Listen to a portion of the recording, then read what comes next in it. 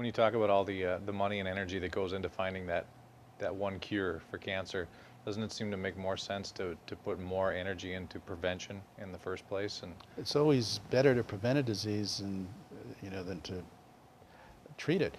For example, it was found polio was when I was growing up, polio was this great, terrible thing. You end up hmm in iron lungs and you'll be paralyzed the rest of your life. Well, it found out that the best way to deal with polio is just to keep it was fecal oral transmission. Basically, if you had polluted water and drank it, that's how you could get polio.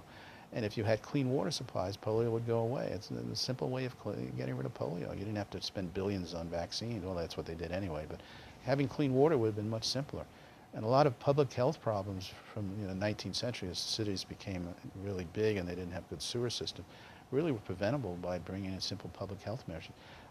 Scurvy. You could spend $1 trillion trying to figure out the molecular mechanisms of scurvy. It's much easier to eat, take some vitamin C. You don't have to worry about it. hmm It's easy to prevent scurvy. Well, it's easy to treat with vitamin C, but you could develop all kinds of drugs, and you could develop whole schools of thought on the molecular mechanisms of scurvy. Why bother? Just take some vitamin C. You don't have to worry about scurvy.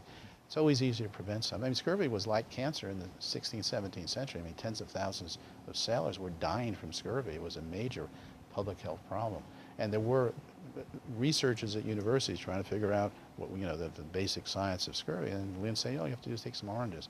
And everyone thought that was too simple. So it took the British Admiralty 40 years before they would finally accept James Linn's work on scurvy. He did the first work showing that you could reverse scurvy they didn't know vitamin C, but with citrus fruit.